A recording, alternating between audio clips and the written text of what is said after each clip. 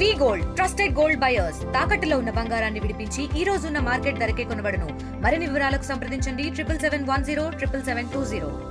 ఈ రోజు సినీ నటుడు పోసాని కృష్ణమురళి గారి యొక్క బెయిల్ పిటిషన్ పై మా యొక్క లీగల్ టీం దీర్ఘంగా వాదన వినిపించడం జరిగింది.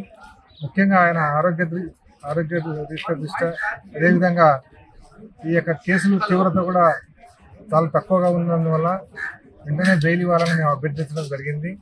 దానిపైన ప్రాసిక్యూషన్ వారు రేపు కౌంటర్ దాఖలు చేస్తామని కోర్టుకు విన్నవించడం జరిగింది. కాబట్టి గౌరవ కోర్టు వారు ప్రాసిక్యూషన్ తరఫున కౌంటర్ ఫైల్ చేయడానికి రేపటి వరకు వాళ్ళకి సమయం ఇచ్చింది. అదేవిధంగా ప్రాసిక్యూషన్ వారు పోలీస్ కస్టడీ పిటిషన్ కూడా వేయడం జరిగింది. దాంట్లో కూడా వాదనలు కంప్లీట్ అయినాయి. కోర్టు అయితే ఇంకా దానిపైన నిర్ణయం తీసుకోలేదు. అది ఆర్డర్స్ రిజర్వ్లో ఉంది. అదేవిధంగా ఈరోజు ఈ యొక్క ప్రాసిక్యూషన్ తరఫున కూడా వాళ్ళు వాదన వినిపించడం జరిగింది. ముఖ్యంగా ఈ కేసులో పోసాని కృష్ణమురళి గారిని వాళ్ళు కస్టడీ 3 days అడగడం జరిగింది.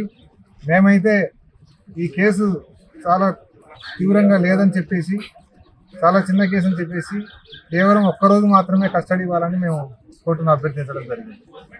ఈ యొక్క అభ్యర్థనను మరి కోర్టు మన్నిస్తుందా లేదా అనేది మన తీర్పులో తెలియబోతుంది. సార్ కస్టడీ పిటిషన్ రిజర్వ్ లో పెట్టినా సార్, లేకపోతే తీర్పు రిజర్వ్ చేస్తారు? కస్టడీ పిటిషన్ తీర్పు రిజర్వ్ లో ఉంది. బెయిల్ పిటిషన్ వచ్చేసి రేపు కౌంటర్ సరే. మళ్ళీ ఎక్కడ నడుస్తుంది సార్ రేపు కేసు? కర్నూలు నడుస్తుంది. ఎందుకంటే మేడం గారు అక్కడనే ఉంటారు, అక్కడనే నడుస్తుంది. ఈరోజు పోసాని కృష్ణమురళి గారి బెయిల్ అప్లికేషను మేము లీగల్ టీం ఆర్గ్యుమెంట్ చేశాము. ప్రాసిక్యూషన్ వారు అందులో కౌంటర్ దాఖలు చేస్తామన్నందుకు దాన్ని రేపటికి మ్యాజిస్ట్రేట్ గారు కోర్టు వాయిదా వేసింది. అదేవిధంగా పోలీసు వారు వారిని కస్టడీలోకి తీసుకోవాలి 3 రోజులకు అని చెప్పి ఒక పిటిషన్ వేశారు. దాంట్లో కూడా మేము అపోజ్ చేసాము, ఆర్గ్యుమెంట్ చెప్పాము.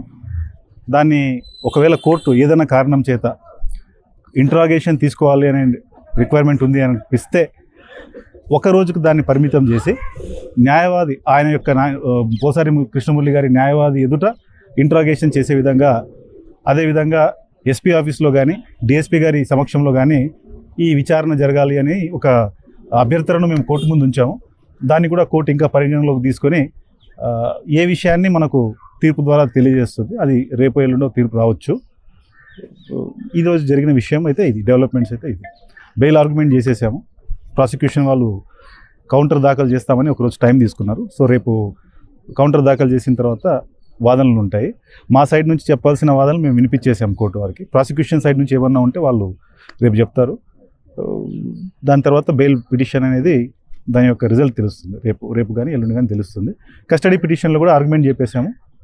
మేము కూడా ఆర్గ్యుమెంట్స్ మా సైడ్ నుంచి ఆర్గ్యుమెంట్స్ చెప్పేశాము.